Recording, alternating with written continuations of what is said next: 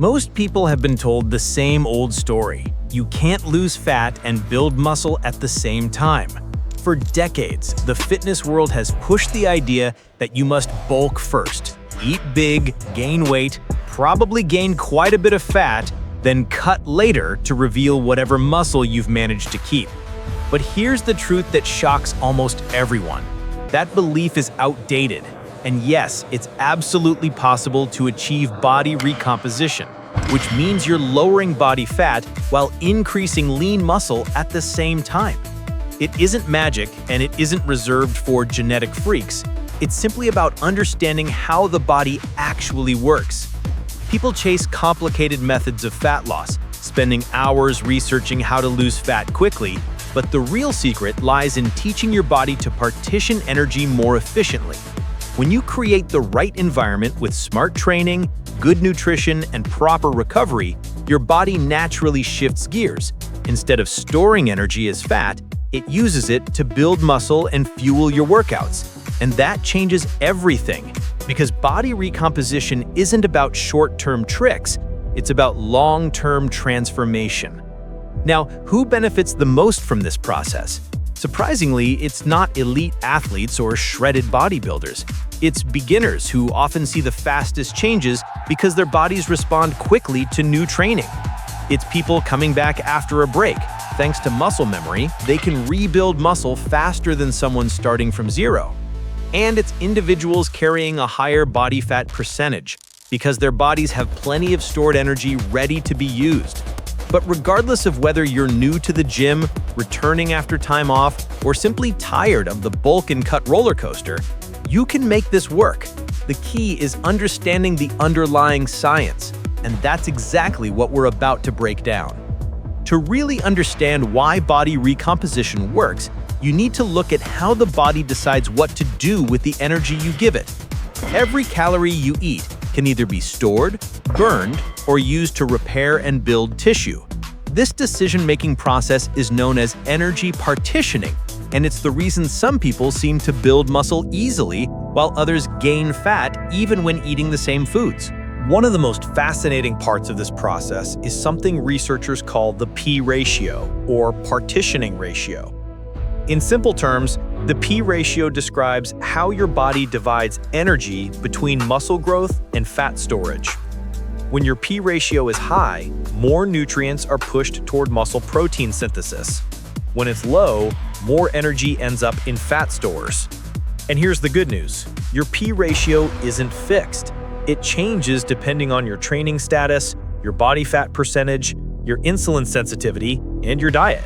That means you can influence it. For example, beginners typically have an excellent P ratio because their bodies are highly responsive to training. It's the same with people who are carrying extra body fat. They have energy reserves that make fat loss easier while still being able to build muscle. On the other hand, someone who's lean and advanced will have a harder time doing both at once. Their body simply doesn't have as much surplus energy to pull from, so achieving simultaneous fat loss and muscle gain becomes more challenging. Another key piece of the puzzle is understanding how muscle protein synthesis and fat oxidation can happen at the same time. Most people think these processes compete, but that's not true. When you challenge your muscles with proper resistance training, your body prioritizes repairing and growing them, even if you're eating close to maintenance calories. Meanwhile, stored body fat can still be broken down for energy, especially when insulin sensitivity is good and carbohydrate intake is timed around workouts. This is where people often misunderstand how to lose fat effectively. It's not about starving yourself, it's about creating a slight energy shift while giving your body a strong reason to build muscle. When you put all these elements together, smart training, balanced macros, high protein intake, and improved nutrient partitioning, you create the perfect environment for body recomposition. You're not forcing your body to choose between losing fat or gaining muscle. You're guiding it to do both, steadily and sustainably, without the dramatic swings of traditional bulking and cutting. When people first hear about body recomposition, they often assume it's a rare achievement reserved for elite athletes. The truth is almost the opposite. The individuals who see the most dramatic changes are usually the ones who are least experienced in the gym or those who've been away from training for a while. Beginners, for instance, experience something almost magical during their first few months of lifting. Their bodies respond quickly because every workout is new stimulus.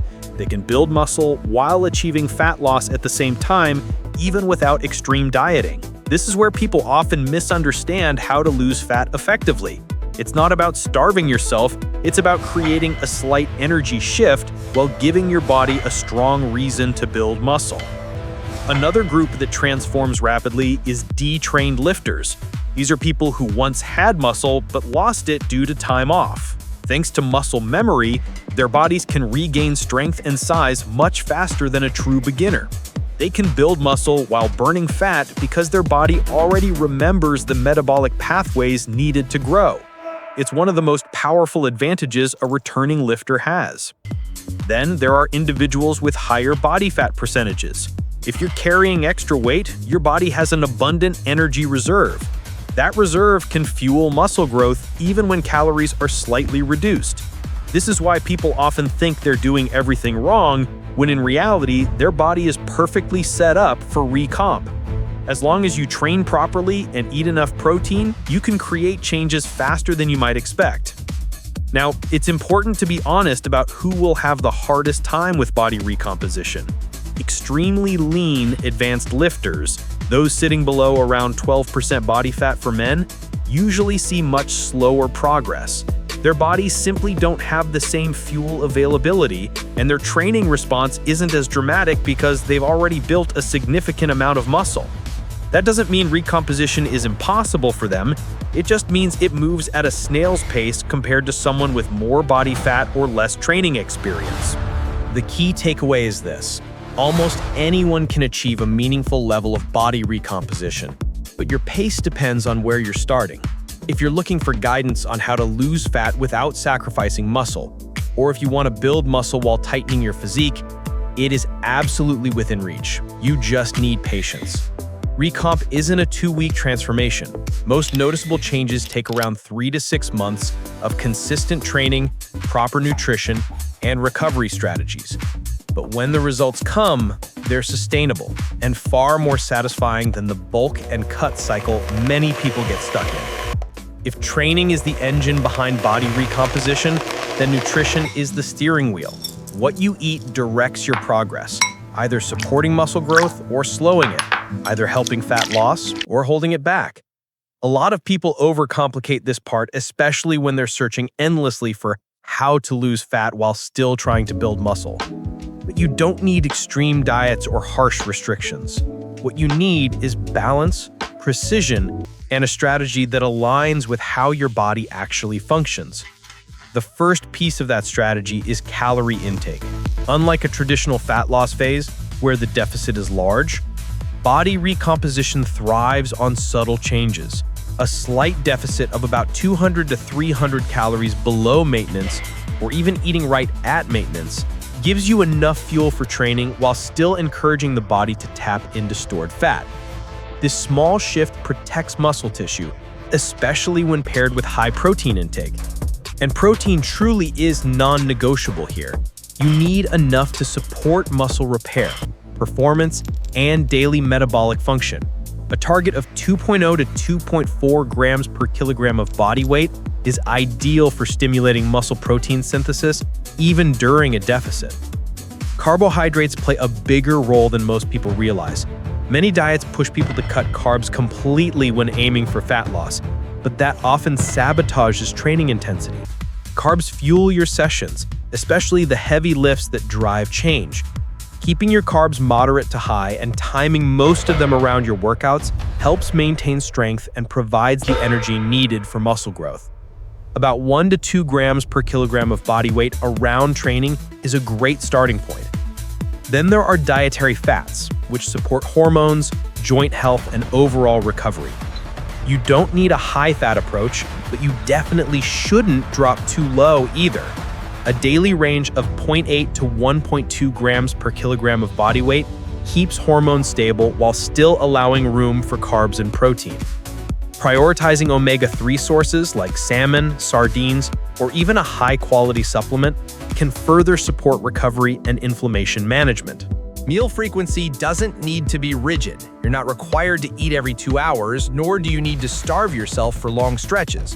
What matters most is distributing your protein intake evenly across 3 to 5 meals each day. This keeps muscle protein synthesis elevated throughout the day without overwhelming your system. One powerful strategy many people overlook is calorie cycling. Instead of eating the same number of calories every day, you slightly increase calories, especially carbs, on training days and reduce them on rest days. This improves performance, accelerates fat burning on lower calorie days, and supports overall body recomposition in a way that feels natural rather than restrictive. The beauty of this approach is that it aligns with how your body uses energy. Fuel harder on days you train, lighten the load on days you recover. When all these nutrition elements work together, the process becomes smoother. You're no longer fighting your body, you're guiding it. You eat to build muscle, you structure your intake to support fat loss, and you set yourself up for slow, steady, and sustainable progress without the emotional roller coaster of extreme dieting. When it comes to body recomposition, training isn't just important, it's the anchor that holds everything together. You can have the perfect macro plan and the cleanest diet in the world, but without proper strength training, the body simply won't prioritize muscle growth. If you truly want to build muscle while still pushing for fat loss, resistance training must be the heartbeat of your routine. Every session sends a clear signal to your body. Muscle is needed, muscle must be kept, and muscle should be added. That's why lifting isn't optional for this process. It's the foundation. The most effective setup is training 4 to 5 days per week, focusing heavily on progressive overload. This means gradually increasing weight, reps, sets, or overall training volume over time. You don't need fancy exercises or complicated routines. What you need is consistency and challenge. Aim for around 12 to 18 hard sets per muscle group per week, staying mostly in the 70 to 85% range of your 1 rep max. This sweet spot provides enough intensity to stimulate growth without burning you out, especially if you're eating at a slight deficit. Compound movements should sit at the center of your program. Squats, deadlifts, bench presses, overhead presses, rows, and hip hinges recruit large muscle groups and create a stronger anabolic response. They also help you track real progress, since your strength improvements become easier to measure. The moment you start noticing that your lifts are getting heavier or more controlled, that's when you know your body recomposition efforts are paying off. Cardio can absolutely support your goals, but it needs to be managed wisely. The mistake many people make, especially when searching for quick ways to learn how to lose fat, is adding too much cardio too quickly. Instead, keep it moderate. Aim for 2 to 3 sessions per week, totaling around 150 to 200 minutes. You can choose either low-intensity, steady-state cardio or short HIIT sessions, depending on what feels sustainable. If possible, perform cardio at a separate time from your strength training so your lifting performance doesn't suffer. Recovery is another crucial yet often ignored part of the process. When you push for fat loss while still trying to build muscle, your body is under a unique kind of stress. Sleep becomes more than rest, it becomes a tool. Getting 8 to 9 hours each night helps optimize hormones, maintain training performance, and improve nutrient partitioning. Additionally, incorporating a deload week every 4 to 5 weeks keeps fatigue from piling up and reduces the risk of hitting a plateau. Think of training, cardio, and recovery as a unified system. Each part supports the others. When they're balanced, your body is far more capable of making steady progress. You feel stronger, you lift better, and your physique shifts gradually in the direction you want, leaner, tighter, and more muscular. This is the kind of approach that transforms body recomposition from a theory into something you can actually feel and see. Tracking progress during a body recomposition phase is very different from tracking a traditional bulk or cut. You're not focusing solely on the scale because the scale simply can't show you what's happening beneath the surface. People often panic when their weight barely moves, but that's actually a good sign here. It usually means you're losing fat and gaining muscle at the same rate. Instead of obsessing over a number, you need a wider lens to truly understand the changes taking place. One of the most reliable ways to monitor progress is to use methods that reflect body composition rather than weight. A DEXA scan is the gold standard for accuracy, showing precise changes in fat mass and lean mass. It's not something you'll do every week, but checking every few months can give you clear data on whether your body is moving in the right direction. For convenience, many people rely on BIA scales. They're not perfect and often fluctuate, but when used consistently, same time, same conditions, they can still reveal useful trends. However, some of the most underrated tools are the simplest ones: progress photos and body measurements. These reveal changes long before the scale does. Taking photos every 2 weeks in the same lighting, wearing the same clothes, gives you visual proof of subtle improvements. Measurements around your waist, arms, hips, and thighs can show fat loss and muscle growth more accurately than weight ever could. A shrinking waist with fuller shoulders or legs is one of the clearest signs that your training and nutrition approach is helping you build muscle and improve fat loss. Strength performance is another essential marker. If your lifts are going up, especially compound lifts, you're on the right track. Your body doesn't magically increase strength without building muscle. Even maintaining strength during a slight deficit is a positive sign. If strength starts dropping consistently, that's a red flag. It usually means your deficit is too large, recovery is suffering, or nutrition isn't supporting your goals. Address it early, before it becomes a bigger issue. It's helpful to look at weekly weight averages rather than daily fluctuations, as well as reviewing photos and measurements every 2 to 3 weeks. This balanced approach keeps you grounded and prevents emotional decision-making. And if progress slows or stalls, you make small adjustments, maybe slightly lowering calories, tweaking macros, or adjusting training volume. Recomp is a long game, and the more you rely on consistent tracking, the easier it becomes to stay on course. Even though body recomposition is absolutely achievable, many people unintentionally slow down their progress by falling into avoidable traps. One of the biggest mistakes is creating a calorie deficit that's far too aggressive. When someone is eager for fast fat loss, they often slash calories dramatically, thinking it will speed up results. Instead, it backfires. A deficit that's too deep forces the body to break down muscle tissue, weakens training performance, and kills the very stimulus needed to build muscle. For recomposition, a small deficit works better than a big one because it supports both sides of the process, fat loss and muscle growth. Another common issue is low protein intake. People want to know how to lose fat quickly, but forget that without enough protein, the body has nothing to use for rebuilding muscle after training. Falling below roughly 1.6 grams of protein per kilogram of body weight makes it nearly impossible to build muscle effectively, especially when calories are controlled. High protein isn't just a recommendation, it's the backbone of successful recomposition. Training mistakes can also hold you back. Many lifters go through the motions without pushing themselves to improve. Without progressive overload, your muscles have no reason to adapt. You can lift for months and see little change if the weights, reps, or volume never increase. On the other hand, some people overdo cardio, thinking it will speed up fat loss. Yes, cardio supports overall health and energy expenditure, but too much of it, especially high-intensity sessions, can interfere with recovery and reduce strength performance. And when strength drops, building muscle becomes almost impossible. Another overlooked mistake is expecting results too quickly. Body recomposition is slower than a traditional bulk or cut because you're asking your body to perform two demanding tasks at once. Impatience often leads people to abandon the process before it has time to work. But the truth is, when done correctly, recomposition can deliver more satisfying, longer-lasting changes than any crash diet. Finally, poor tracking can sabotage progress. If you're not monitoring your strength, measurements, or recovery, it's easy to miss the red flags that signal you need to adjust something. A well-structured plan only works when you keep an eye on the details.